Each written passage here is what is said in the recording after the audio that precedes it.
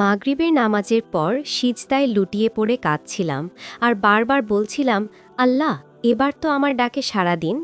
ঠিক তখনই ফোনটা হাতে নিতেই এমন একজোড়া বাক্য চোখে পড়ল, যা আমার চোখের পানি মুছে দিয়ে মনে এক প্রশান্তি এনে দিল। মনে হলো আল্লাহ যেন সরাসরি আমার প্রশ্নের উত্তর পাঠালেন।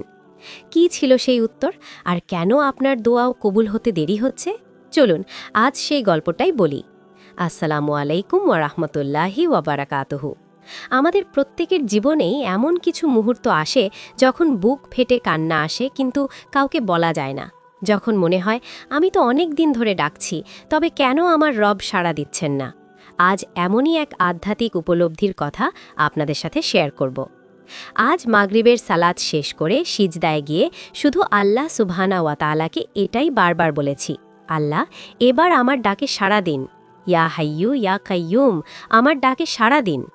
দীর্ঘশ্বাস ফেলে কিছুক্ষণ চুপ করে রইলাম। মনের মধ্যে একরাশ প্রশ্ন, সবাই পায়, আমি কেন পাই না? কিন্তু ঠিক তখনই একটা লেখা আমার সামনে এলো, যা পড়লে আপনারও মনে হবে আল্লাহ আপনার সাথেই আছেন। প্রচুর দোয়া করেছি, কেঁদেছি, ভেবেছি, বলেছি, মোনাজাতে অশ্রুর টইটুম্বুর ঘটছে, তবুও কেন যেন দোয়া কবুল হচ্ছে না। অধীর আগ্রহে বসে আছি, অপেক্ষার প্রহর শেষ হচ্ছে না। বুক ফাটছে, কিন্তু মুখ ফাটছে না। কেউ জানছে না আমি কাঁদছি। নীরবে, নিভৃতে রবের সহিত একান্ত আলাপ চালিয়ে যাচ্ছি।